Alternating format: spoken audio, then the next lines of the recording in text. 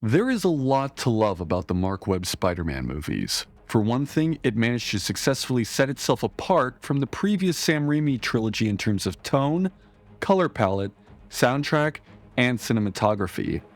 I'd go as far as to say that it was even the first superhero movie to cash in on the rise of the young adult, millennial-centric cultural zeitgeist of the time.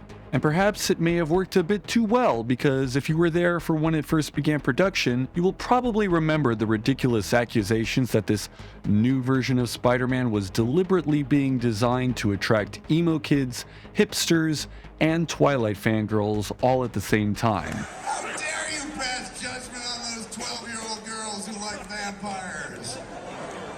They need to be encouraged, because in 6 years there'll be 18-year-old girls who like vampires. And are all sorts of goth permissive and whatnot, so don't poo-poo it. There's a plan, and it's working.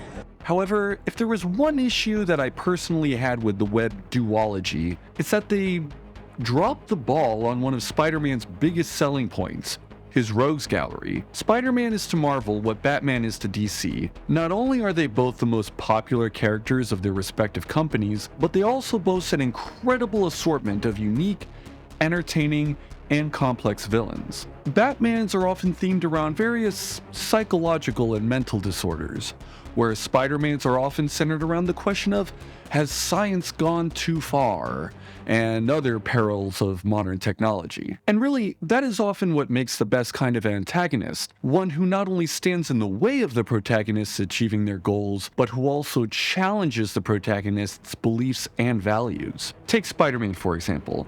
What is Spider-Man's catchphrase? With great power comes great responsibility. So you can see why it would be so incredibly frustrating for Peter to witness so many people, including people he had previously respected and admired, use their powers for selfish and even evil reasons. You are everything I wanted to be! You just threw it away! My favorite example of this is Dr. Kurt Connors, a scientist who has a missing limb and uses that disability as motivation to not only heal himself, but to also heal others, something that Peter greatly respects and admires as previously stated. However, this leads to the good doctor turning himself into a ferocious lizard creature that fights with Spidey on several occasions. But one key difference between the lizard and other Spidey villains is that when his experiments turn him into a supervillain, he's rarely in full control of his own actions. It's very similar to the story of Dr. Jekyll and Mr. Hyde. Sure, the case could be made that Connors is more in control of his actions than he may let on, and that of course may simply be chalked up to whoever is writing him at the moment. But even so, Peter being Peter puts extra effort in trying to help him because he knows that much of what he does as the lizard is not entirely his fault, and that if he could just simply fix this problem of his, he could go on to become the hero and savior of countless lives that they both know him to be. So, imagine my excitement when I heard that not only was The Amazing Spider-Man going to feature a villain that we have never seen on screen before. Okay, I'm not counting that because he never became a villain in those movies but stayed a side character. But my favorite one of all.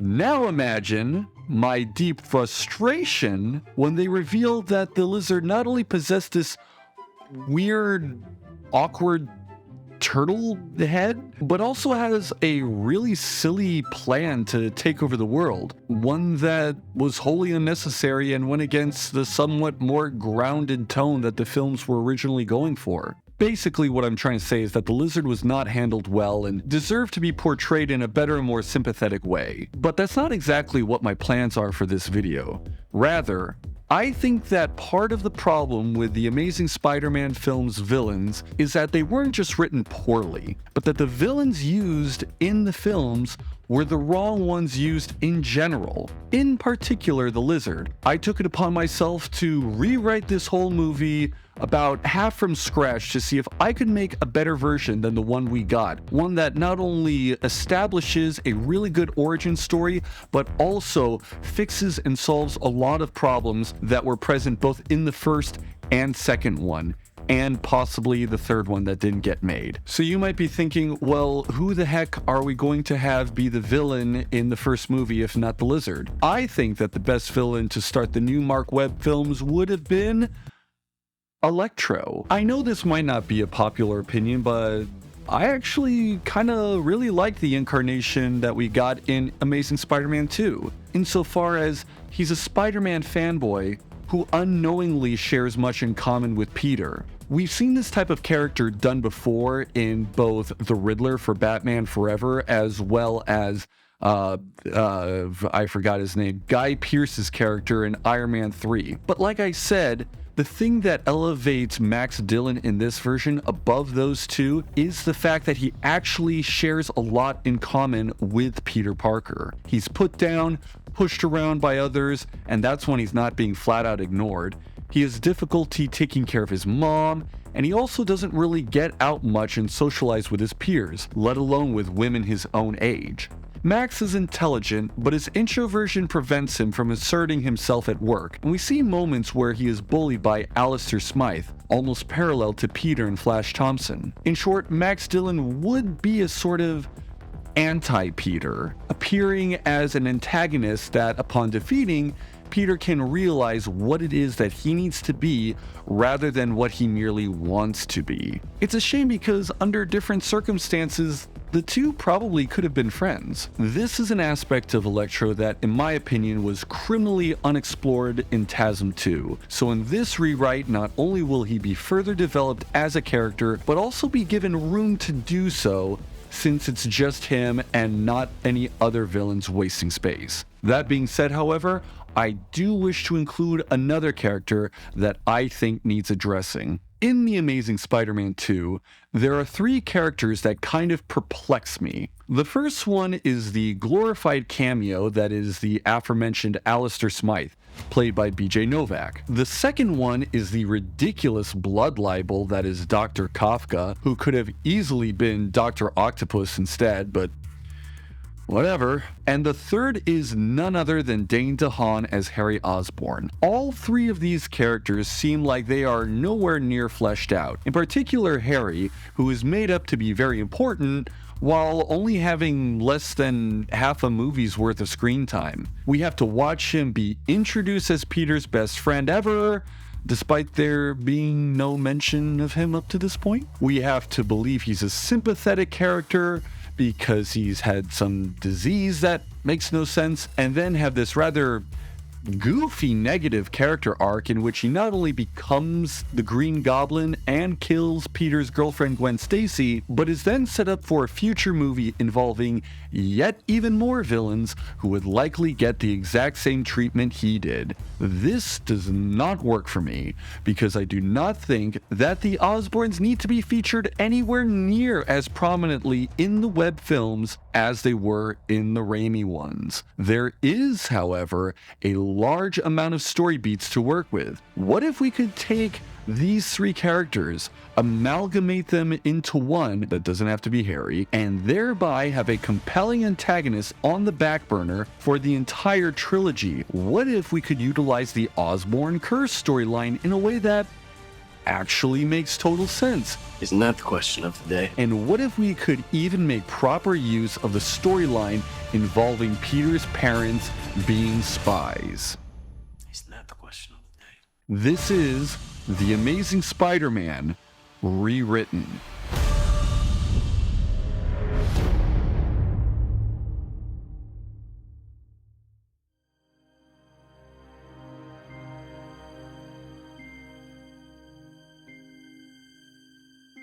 We begin with young Peter playing hide-and-seek in his parents' home, only for his parents to take him to his aunt and uncle's house abruptly.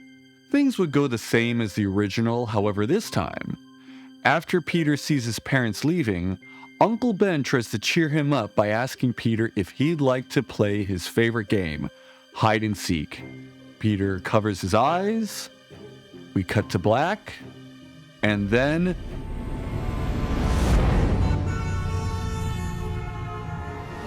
a sudden switch to the first-person portion from the trailer.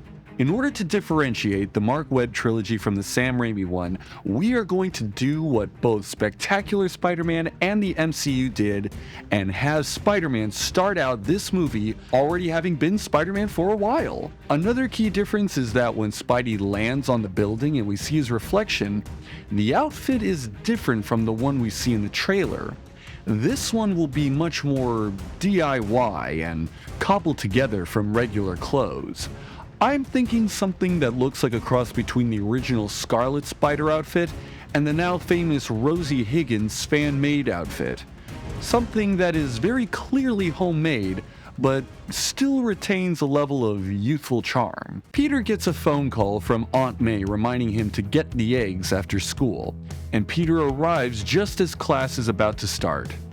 From there, things go pretty much the same, except when Peter gets beat up by Flash Thompson, it becomes somewhat apparent that Peter is acting. When everyone leaves, Peter is all of a sudden back up as if he didn't just get his ass kicked. However, he is really frustrated that his camera got kicked around. Later in the classroom, I'd like for him to be fixing his camera and utilizing spare parts in his bag, and sneaks a bit of his spider webbing to keep it stuck together.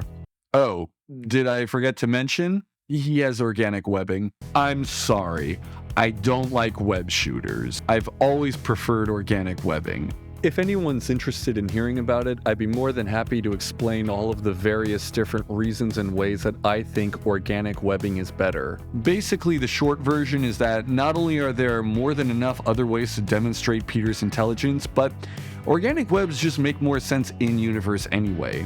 He's supposed to do whatever a spider can, except the one thing that sets him apart from literally all creatures on Earth. But don't worry, shooter shills, because you'll get your wish, just you wait. Also, I know a lot of people don't really like the skateboard and think it's lame and a bit too try-hard, but I actually think it'd be a neat idea for him to use it as part of his secret identity, so that he has plausible deniability for showing up late to class. Like, he'll swing in as Spider-Man and then he will take out a tactical skateboard when he shows up, so he can be like, oh, sorry I'm late, you know how not that fast these skateboards are.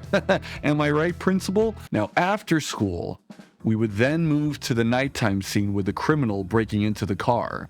When Spider-Man messes with him and snatches his knife away, he lets the guy get in a good punch just so that Peter can then shrug it off to scare him. At which point Peter webs him to the wall, followed by him running from the cops, who then get reprimanded by Captain Stacy, who should have been introduced a lot earlier in the film. After this, we get to meet Max Dillon, who is clearly in a hurry.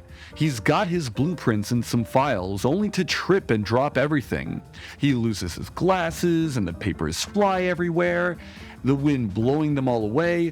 One passerby even steps on them on purpose, kinda like Peter's camera, and Max mumbles under his breath. Peter happens to see the whole sad affair transpire down below and decides to help him. He's the friendly neighborhood Spider-Man after all. Max Dillon is flabbergasted, excitedly stuttering on about he's the wall-crawling vigilante that everyone's talking about on the news and how he's a hero.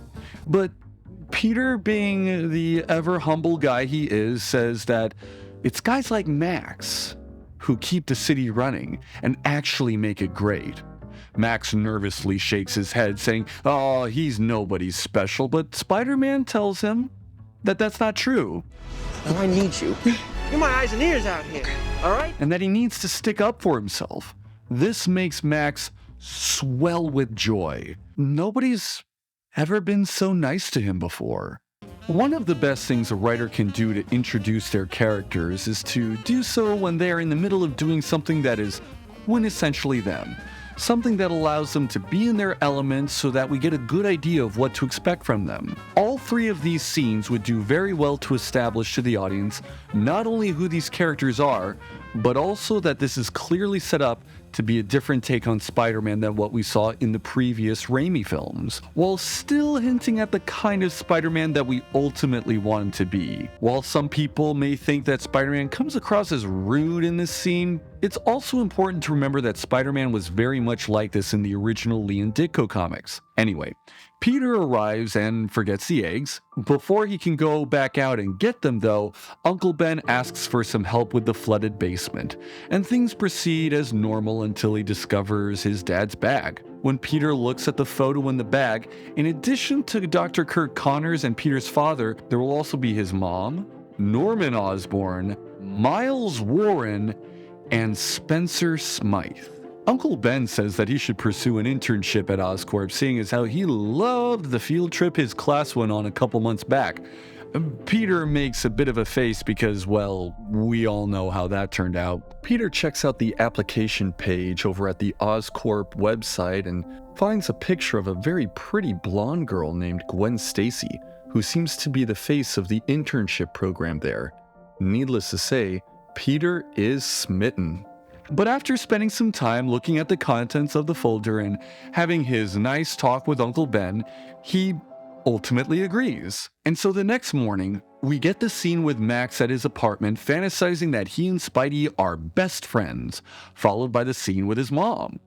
I'd maybe include a line or two from Max about relating to Spidey for being invisible and unappreciated by the people in charge and how they don't care about the folks at the bottom who make this city great and keep it running. I think this will dovetail very nicely into how he is treated by his mother, who also doesn't appreciate him. Now, since Peter has already been Spider-Man up until this point, I would alter Peter and Gwen's first meeting so that it takes place at Oscorp. In my version, Gwen does not go to the same school as Peter because why would she? She is the son of a police captain and they live pretty well off, it seems, so wouldn't she instead be going to a private school in a nicer area? If I were George, I know I would definitely not want to send my son or daughter to public school in New York City.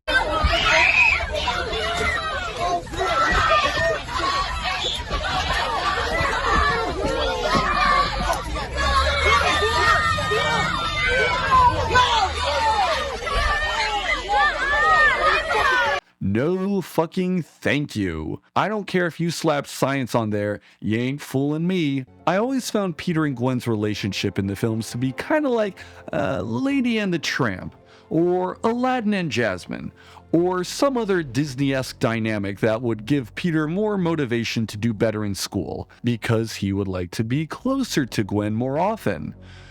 Along with, the files his father had left, of course. Speaking of, it would also be established that Norman Osborn has already passed away some time ago.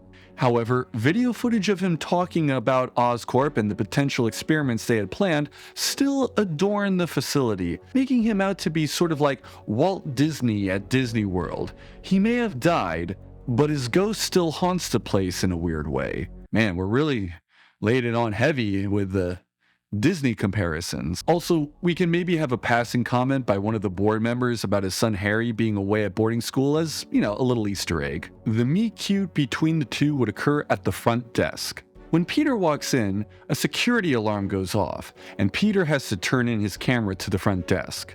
He's told that there are no cameras allowed in the building. Gwen explains to him that there are also no security cameras as no footage of what they do is allowed. That's how top secret everything is.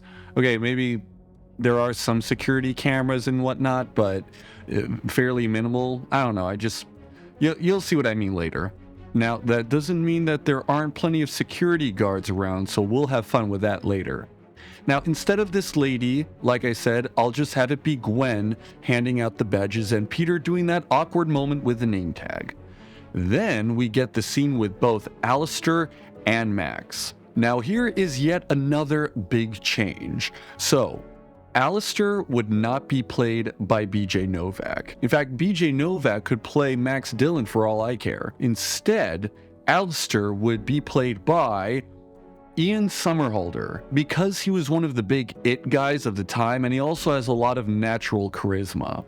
And this time, the Max fantasy where he confronts Al doesn't happen, at least not here. Instead, we get the bit about Max's birthday flyer, but with more smugness on Smythe's part. See, this is another reason why I wanted to cast Ian Somerhalder, because he just has that look that makes you go, oh, he's making fun of me with his eyebrows. He's great. He should play more villains, basically. I don't know why he hasn't been cast in one of these superhero movies yet. It's crazy. Anyway, Max tries to pull the whole thing about it taking place at a club. Alistair makes a sarcastic remark that, hey, maybe Spider-Man will show up. Max is so enamored with the idea, he doesn't notice him walking away and misses the elevator. Now we can have Max and Gwen in the next elevator.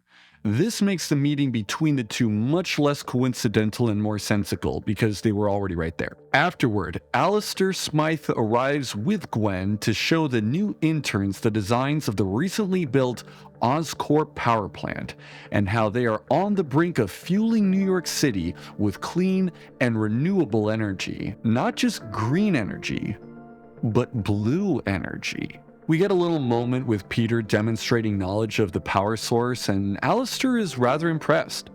Max is eavesdropping on the entire scene, and he has one of his fantasies where he decides to stand up for himself and explains how it works in a very confident manner, basically imagining that he's in Alistair's shoes. After flashing back, he musters up the courage, walks over, and starts awkwardly interjecting and interrupting Alistair in front of everybody. Remember that scene in Step Brothers with the fish story? Basically that. The whole thing is a total cringe fest. What's this guy's deal? I don't know, son. It's okay. Anyway, Alistair asks him to speak with someone upstairs about some last-minute specs involving the plant, and Max kind of awkwardly excuses himself. Now, while this is happening, Peter and Gwen have their moment where he gets caught. Gwen tells him to stay with the group so she can talk to him about this later. One of the interns asks Gwen about the recent break-in at Oscorp, where the lab focusing on spiders was contaminated and compromised, and if the vigilante known as Spider-Man is behind it. Gwen immediately strikes down the rumor and mentions that despite the setback, Oscorp is still moving forward with its synthetic web concoction that will reinvent how people construct and insulate buildings. While she's talking, Peter notices that Spencer Smythe, one of the men in the photo with his father, is walking around with a folder with the same symbols as before. I just want to take a moment and say that Dr. Rotha was another character that I felt was entirely unnecessary. You make up a character that ultimately has little relevance to the plot when you could just replace him with a pre-existing character who does, which is what I'm doing here. After Gwen finishes her little spiel, she notices that Peter is missing. Cut to Peter walking through a couple of hallways, dodging security. Since there are no security cameras around, I think that this would be a good moment to showcase some of his wall-crawling abilities. He notices that Dr. Smythe goes into the room, the one that he remembers being bitten by the spider in, and he decides to sneak down and walk nonchalantly towards the door. But right as he's about to, he gets caught by Gwen, and they sort of flirt a bit more before Peter has to leave. Later, we get the scene where Smythe makes Max stay later. Now, when it comes to Max Dillon's origin, as much as I want to not use the electrical eels bit, it kind of behooves me to say that it fits too well with everything else involving Oscorp. The lizards, the spiders, and all the other things that I plan on using in my rewrites for the sequels. The next day at school, after humiliating Flash Thompson, showing off in front of his classmates, and getting a good talking to from Uncle Ben, Peter hears about a contest for submitting pictures of Spider-Man. Peter decides to try and take photos of himself at a warehouse and submits them under a pseudonym, possibly a name linked to the comic books like, William Braddock or something. No, but seriously, he's smart enough to not attaches real info to Spider-Man like that. It's something that always bugged me. It's like Clark Kent with his glasses. Later that night, while swinging around, a large rooftop club spots him and chants for him to come down. He decides to check it out. He never gets invited to these kinds of things. He lives it up, doing tricks and looking cool for everybody. He's getting so much attention and adulation, more so than he's ever had before. And best of all, girls are fawning over him. Bitches love Spider-Man. When he arrives back home, things play out like in the original version, leading up to Uncle Ben's death. Though I'd incorporate parts of the alternate scene that was made, since we actually see Uncle Ben walking around to where he got shot. Now, since Peter already has his suit and web powers, the following sequence of him fighting and capturing thugs, including the montage, will incorporate his homemade outfit and some web action. It will take place over several days, of course, and we then get the scene where Peter arrives home late and forgets the eggs again, and gets into the argument with Aunt May. So the next day afterward, Peter is about to leave school when Gwen, in her private school uniform, meets him outside and asks him out on a date. While talking with Gwen, Peter realizes that while he does feel guilt for Uncle Ben's death, it would kind of be another shame altogether if he passed up on the opportunity to date Gwen, given how he and Uncle Ben talked about how pretty she was. It's also important to remember that at this point in the story, Gwen does not know about Uncle Ben's murder.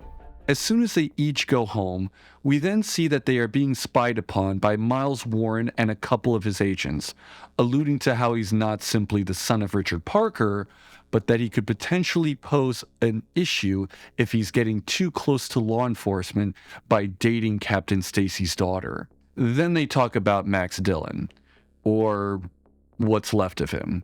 We then get the scene of Electro coming back to life and killing that pretty cool guy, which I thought was actually very well done. Afterward, we get the dinner date with Gwen. Now, I mentioned glorified cameos earlier, so I think it'd be funny to have, on the TV just before dinner arrives, John C. McGinley playing J. Jonah Jameson, the host of his own primetime news show on DBTV, clearly emulating people like Bill O'Reilly and Keith Olbermann, decrying Spider-Man as a public menace. On screen flashes the photos that Peter had taken. Peter is shocked and furious, but he can't say why, lest he potentially lose his anonymity in front of a cop. Because like I mentioned before, even just being connected to Spider-Man should theoretically pose a lot of problems legally for Peter. Meanwhile, Electro is walking through a dark part of New York City. The food arrives, and after turning off the TV, Peter and Captain Stacy get into the argument from the original movie. Now, while Peter and Captain Stacy are talking about the carjacking crew, Electro actually happens upon more members of said crew, and, emulating his hero Spider-Man, tries to stop them. Since this version of Max values and idolizes Spider-Man so much, I think it's only natural that he would want to follow in his hero's footsteps. Except this time, because he neither knows how to control his powers, nor has he had the experience of learning the balance between great power and great responsibility, he ends up murdering one of them. Now suddenly, there are witnesses, and people are freaking out. Max runs away in fear. The argument between Peter and Captain Stacy reaches a crescendo when Peter, in a fit of frustration, brings up the fact that they still have not caught Uncle Ben's murderer. Needless to say, there is a very deep hush that befalls the dinner table, and it slowly dawns on Peter that he single-handedly ruined the evening, to which he apologizes and excuses himself. Although we would get a little shot of Captain Stacy sort of watching him leave. These scenes will be going back and forth, building up the tension. While on the rooftop, Peter apologizes to Gwen for not telling her about his uncle. She says it's okay, she just doesn't really like the idea of there being secrets between the two of them. And so Peter decides that here and now would probably be the best time to reveal the other big secret that he's been hiding from her. After the cute scene where Peter reveals to Gwen that he's the Spider-Man that her father hates so much, Peter's spidey senses are going off and he swings down to Times Square to investigate. When he arrives, we get the scene of Electro in Times Square. Except by this point, we know that this is the first time people are actually getting a good look at Spider-Man. So naturally, the attention then transitions from Electro to him. Really, the only things I'd change about this scene is that Captain Stacy would be actually on camera giving orders to the various officers, particularly the sniper who ends up shooting Electro.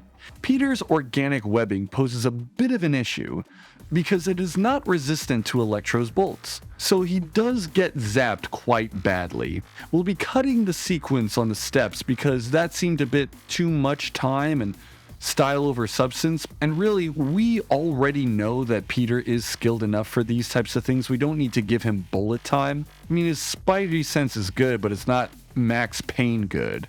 So instead, Electro gets so mad that he starts floating up in the air, he starts zapping around, and breaks off a fire hydrant. Electro gets distracted and seemingly weakened by the water, which gives Peter an idea. He then hits him with the hydrant that knocks him back into the big screen. Max absorbs a lot of juice from the wires, which causes a large-scale blackout, only to then get blasted with water by Peter and the firefighters. Once the fight is over, Gwen expresses how uneasy she feels about Peter being in danger and almost getting killed, though Peter tries to rationalize it by saying that it's not much different than what her father does, which Gwen doesn't really appreciate because every day she doesn't know if her father is going to return home. The next day, Peter is watching Captain Stacy issue a warrant for the arrest of Spider-Man, whom he believes to be working with Electro.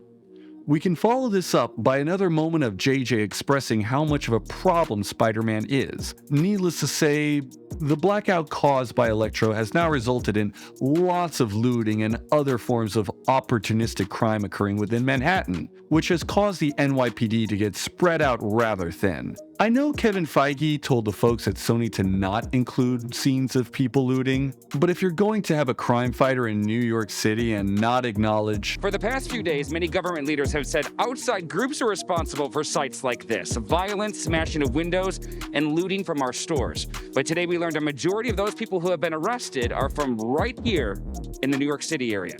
But things are so different now. Overnight, people went past the curfew here in New York City that was instituted for the first time, smashing up windows, looting stores, causing chaos. More than 200 people arrested in New York City. And unfortunately, as you know, Hoda, it wasn't just here, it was all over New York and around the country as well. Oh my God! A shopper cannot believe what she sees when she enters her local supermarket to buy groceries for her family. This is sad. This is sad! For 15 hours straight, looters have laid waste to the store. Some of them are still inside. This is the problem. This surveillance video shows the first moments of the break-in.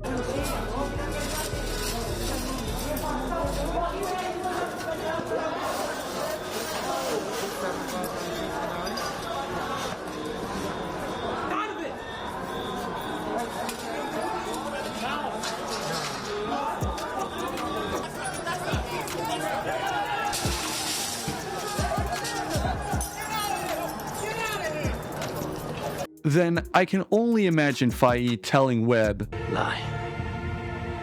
Like I lied. We cut to the underground portion of Oscorp, where Max is being held captive. Alistair is monitoring and sort of torturing him, mocking him, and taking delight in doing so. He mentions that the mechanism holding him in place is powered by his own electricity, so, in a funny way, he is his own prison. In the meantime, Peter hatches a plan along with Gwen to obtain synthetic webbing from Oscorp, while she compiles some information on Max so that they can get to the bottom of what happened.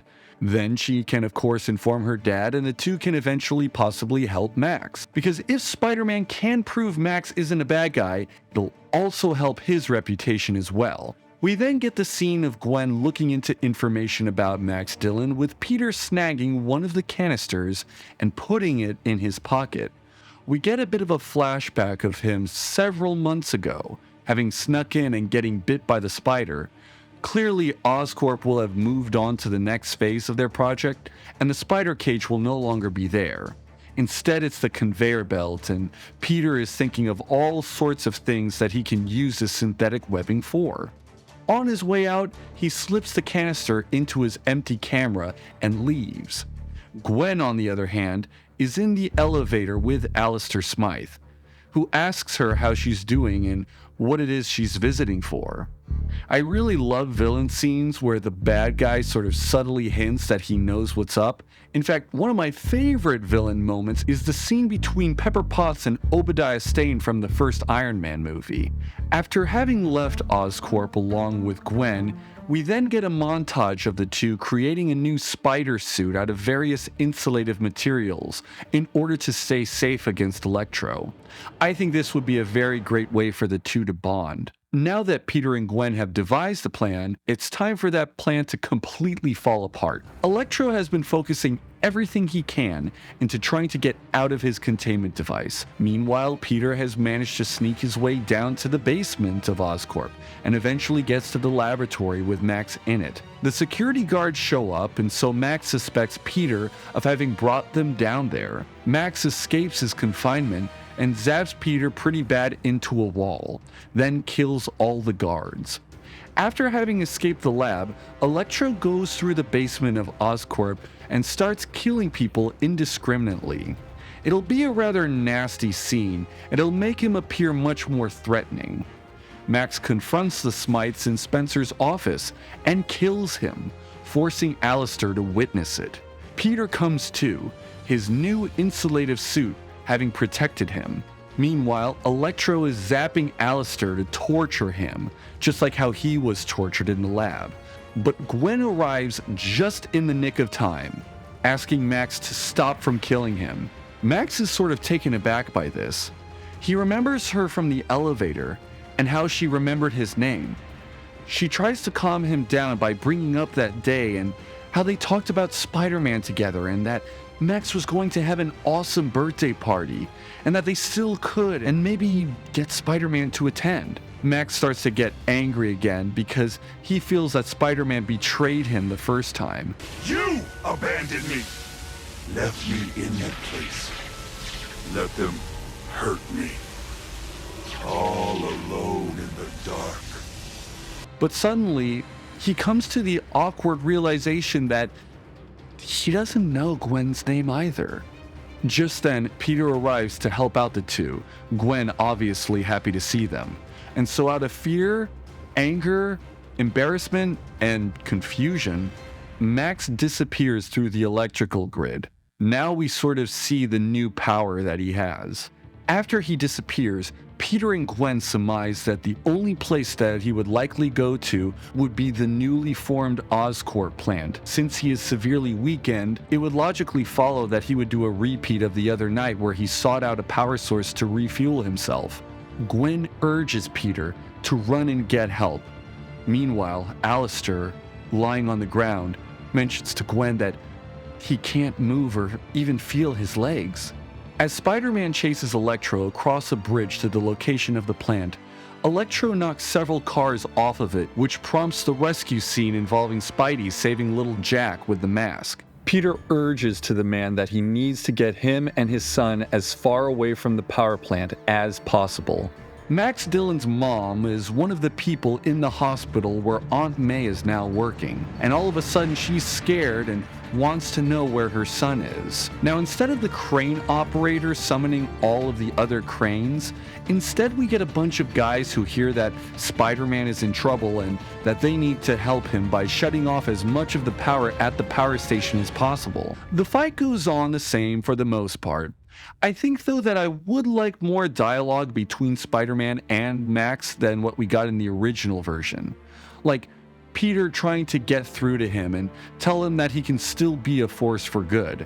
Max's response was saying that he is, by getting back at all of the people who stepped all over him and people like him. Peter realizes that probably the best thing to do would be to overload Max, and luckily, the power plant workers are just in time to help make that happen.